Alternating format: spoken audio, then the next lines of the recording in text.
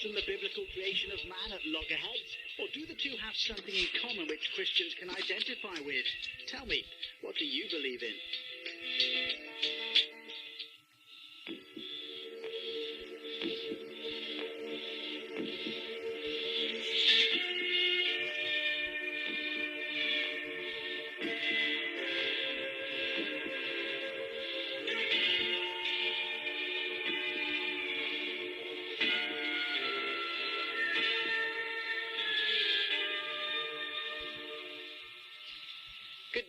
Darwin's theory of evolution shook the Christian world in the 19th century. It threw into confusion Christians who until then had accepted literally the creation story in the Bible. More recently, science has told us that the universe is much bigger and older than we had previously thought. So, has science declared the Genesis story redundant, or is it still possible to believe in an all-powerful creator who made the universe out of nothing? In a moment, I'll be asking our panel, do you believe in the creation story? First, I'm going to talk to Bishop Michael Reid of the Peniel Pentecostal Church. Bishop Reid, do you believe the creation story in Genesis? Yes, I do. Absolutely. Absolutely. So what do you believe by that? I believe that God created the heavens, the earth, and all that is in them. I believe he created every living being. In 7 days? No, 6. On the 7th he rested. And are we all descended from Adam? We're all descended from Adam. Indeed we are. And what else do you believe? Well, I think that without taking out of the Bible the creation story, taking out the fall of Adam's sin, one takes out of the possibility of redemption by one man, which is argued by Paul. If you take the scriptures, John's Gospel, it talks of the Word in the beginning. The Word was with God, the Word was God, speaking of Jesus Christ. And once you take out the fundamental of sin coming by one, redemption cannot come by one. And so it's fundamental to Christian faith. So you read Genesis literally? I read it literally. And all we've learned in recent times about evolution and the origins of the universe, should that not influence the way we read Genesis? Well, if you believe in evolution, which is a theory, a very unproven theory. Do you believe in it? No, of course, the evolution's a load of bunkum as far as I'm concerned. It's a nice theory. Lots of people have theories about a lot of things. Darwin himself, you did mention Darwin, Lady Hope visited him shortly before his death. And he said, he was reading the book of Hebrews, actually, in his garden house when she went to visit him. And he said, I made some allusions to the strong opinions expressed by many persons on the history of the creation, its grandeur, and then their treatment of the early chapters of the book of Genesis. I was a young man with unformed ideas. I threw out queries, suggestions, wondering all the time over everything. And to my astonishment, the ideas took like wildfire. People made a religion of them. And people have made a religion of evolution.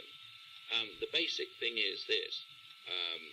As Einstein said in his theory of relativity, when he realized in the end that you have to believe in a divine power and a creator, he realized, hey, just a minute, there has to be something. And Darwin himself faced up to the fact there has to be a creator. Here, let me bring in Dr. Mark Leaney. You are an evolutionary biologist at Oxford.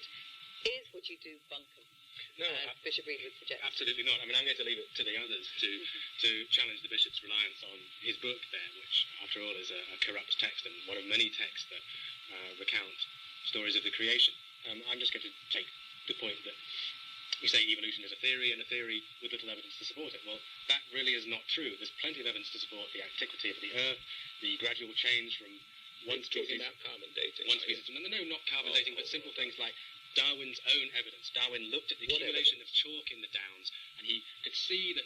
And as I drove down from Oxford this morning, I drove through one of these cuttings, and you could see that this chalk has accumulated on the seabed over millions and millions of years. In fact, orders of magnitude greater than the time allowed in the Bible. And if this amount of seabed has taken all these millions of years to accumulate and then be raised up to form part of the downs, then where does that leave the 6 or maybe 7,000 years of time allowed in the Bible? It's just nonsense, the things that can say. But you see, one of the things, when Darwin wrote just to quote him. But you're being selective about what you're quoting from Darwin. No. I mean, Darwin was an extremely prolific author. Oh, And yes. You don't mind me quoting him then? I don't mind you quoting him, but the recounts that you have from Lady Hope's visit don't actually suggest that Darwin recanted his theory. He suggested that he regretted people taking evolution look, as a religion.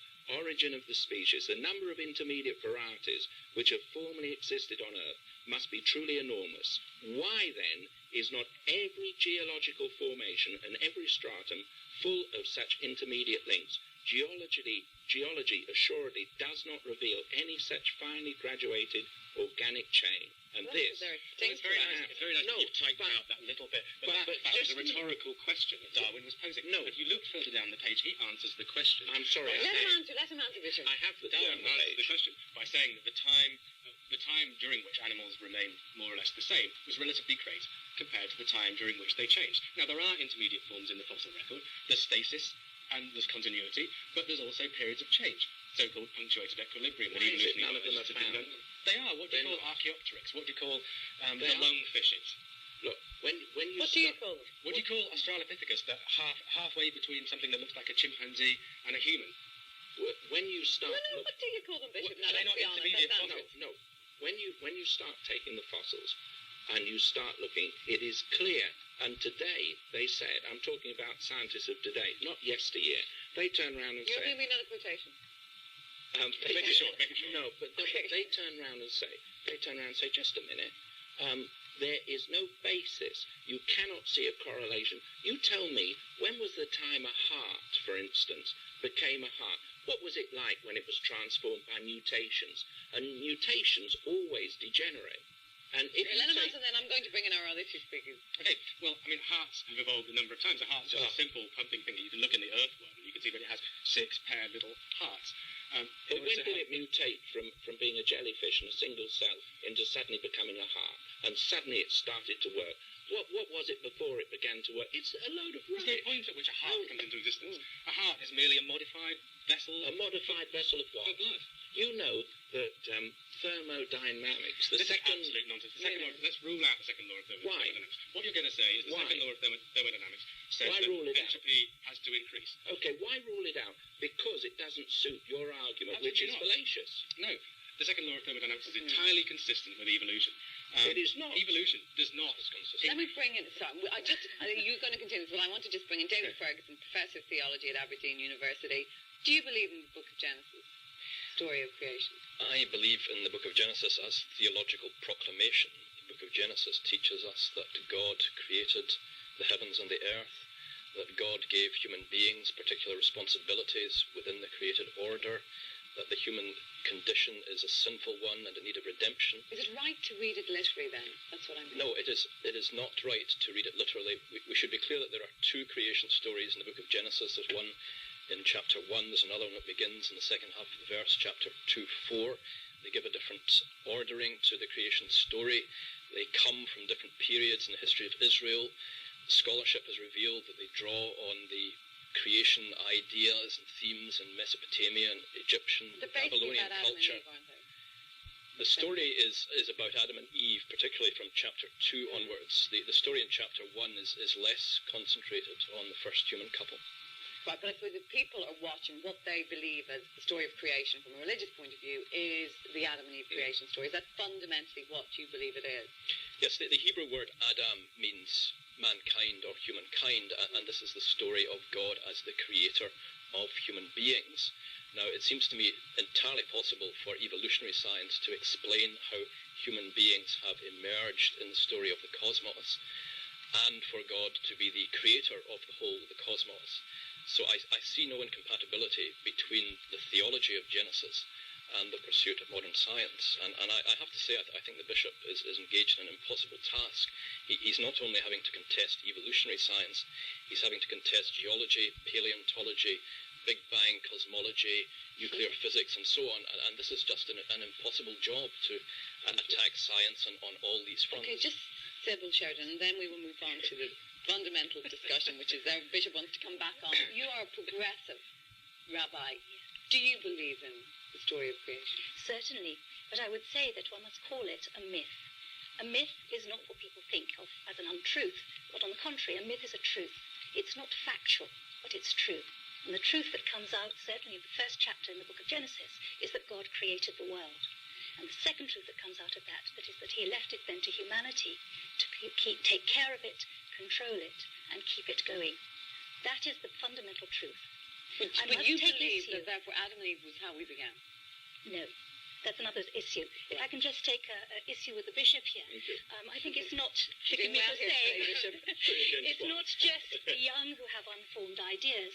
The problem with the fundamentalist approach is that there were no days until the fourth day of creation. So how can you say that God created the world in 6 days, in terms of 24 hours? Because there weren't any until the sun, moon and stars, the sun particularly, were created. Presumably God had a watch of some kind. No, the understanding, surely, is it has to be interpreted. And this is where Judaism does differ very fundamentally from Christianity, is that you only have half the story. But it is let me in ask you, terms of as a Jew, God's do you have time. a Sabbath? Of course, but Is this it the in terms, seventh day? it is in terms of God's time. Yeah. 24 hours only came in a day 4, okay?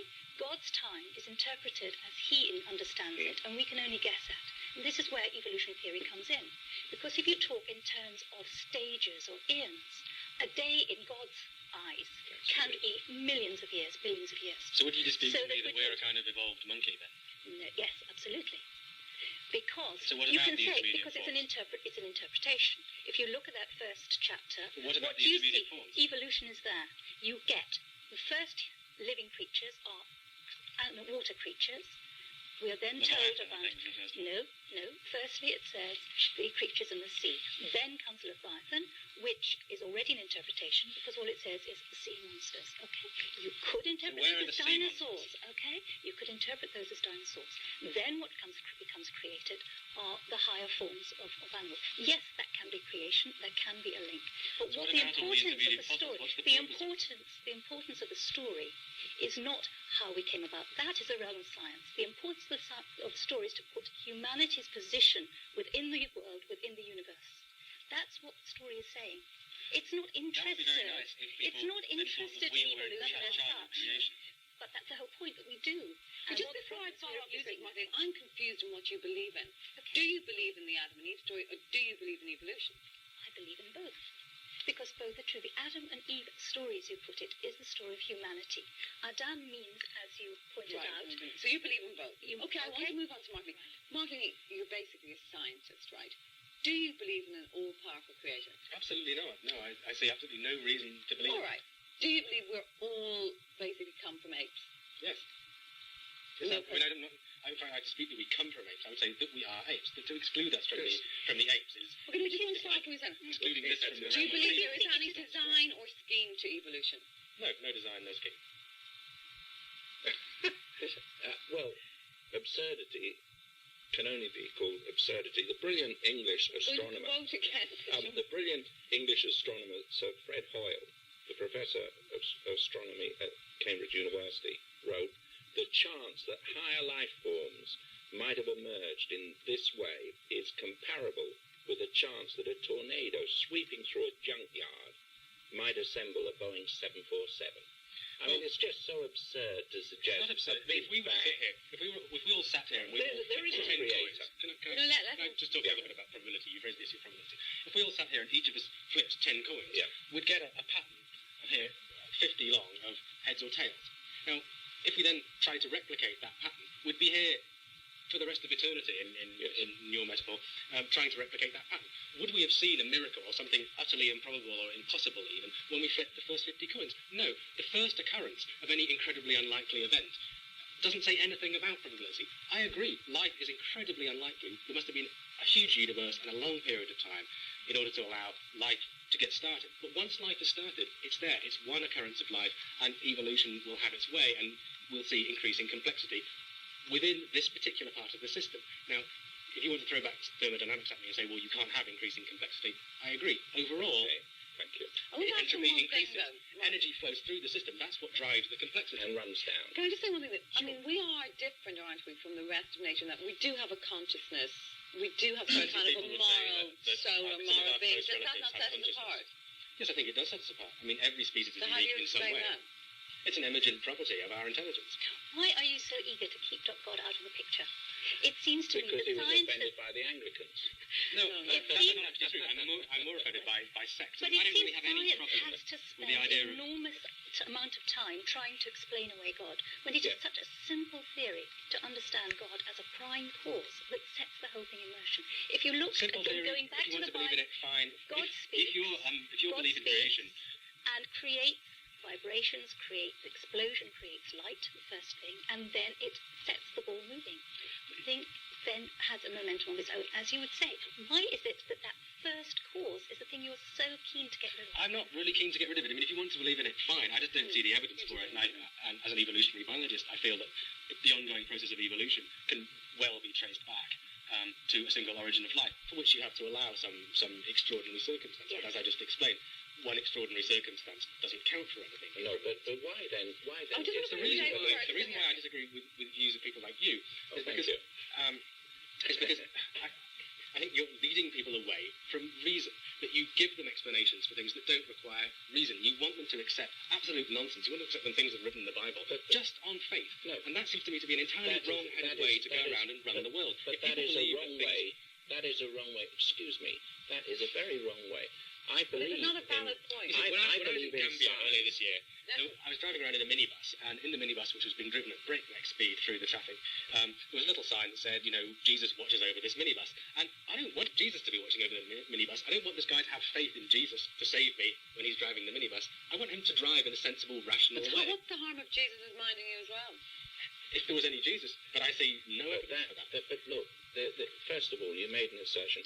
I believe in science. I don't have a problem with science. I've got people in my school. I run a school. I run a college of higher education. I'm actually a regent of a university. I do believe in learning. I do believe in education.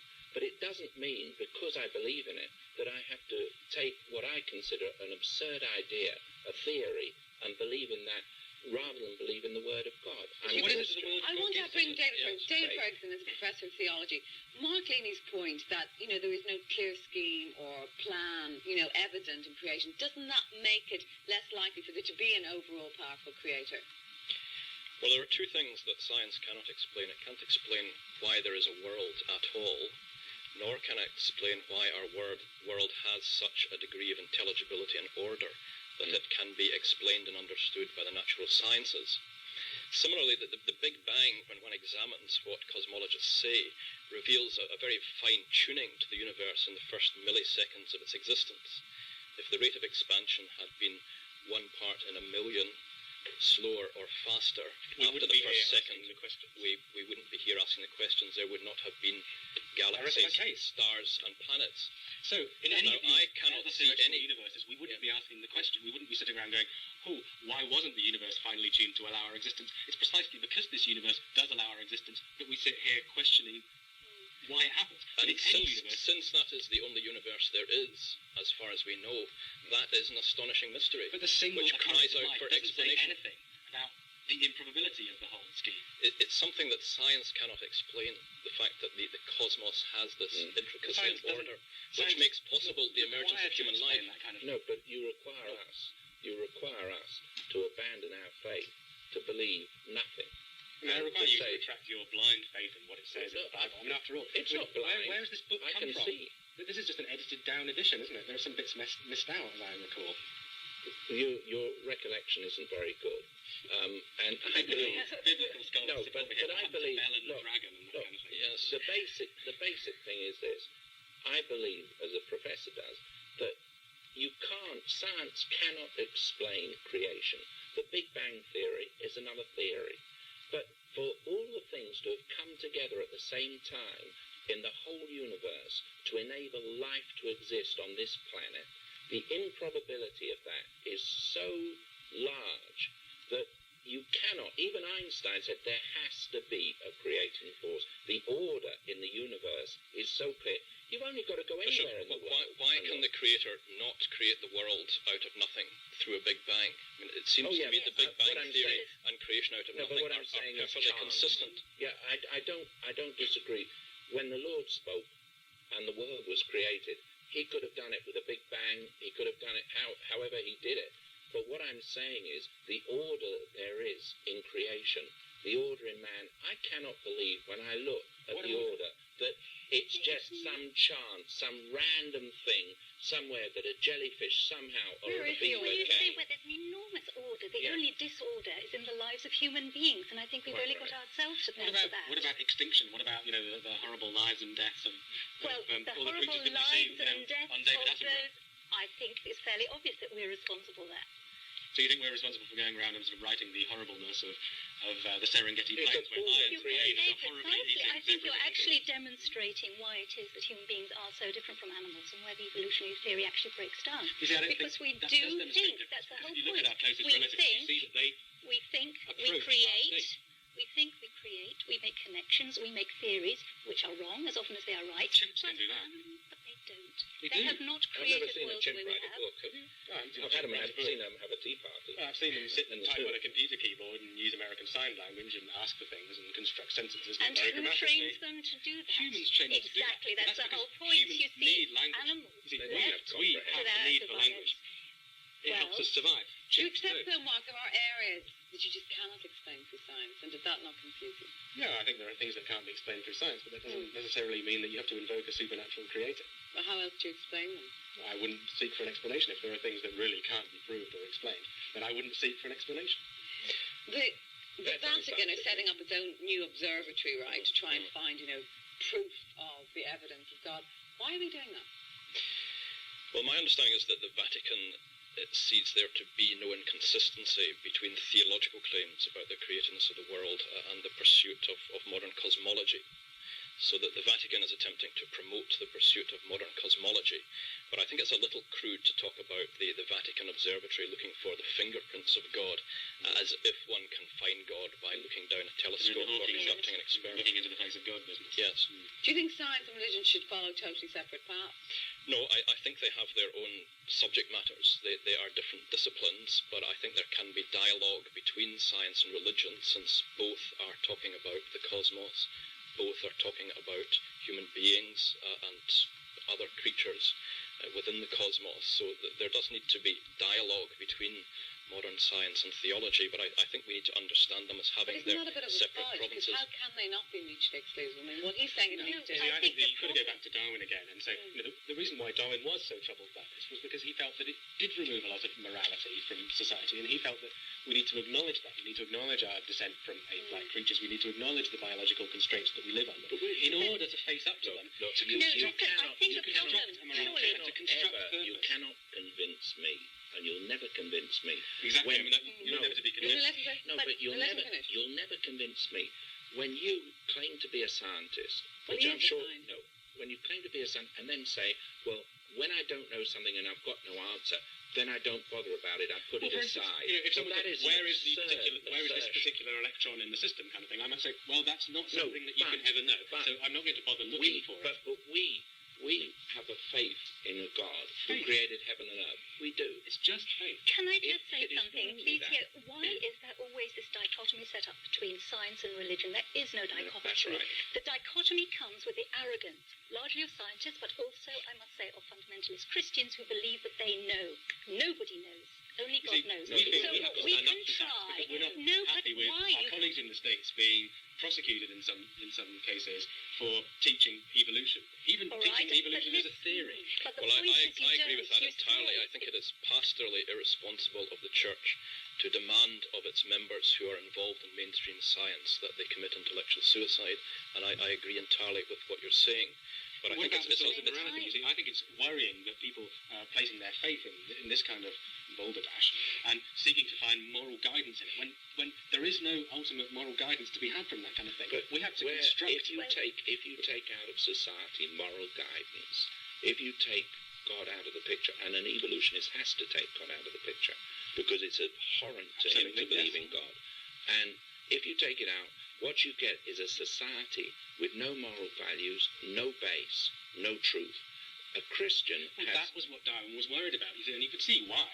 Because Yeah. all kinds of lunatics would take up sort of social But- Darwinism and promote all No, kinds of but unfortunate I think we're ignoring the fact that there are many people working in evolutionary science who are also believers. and who believe that there is a source of morality in God. Now, I find that worrying as well. Why, I think we why need is to that? construct morality ourselves. We need to look within. Science is not going to give us Can we morality. say that the basis Gentlemen, of Deborah, morality... we have to leave it there. We will continue this discussion. Thank you all very much for coming this morning. That's all from us for this morning. We'll see you again soon. Take care. Goodbye.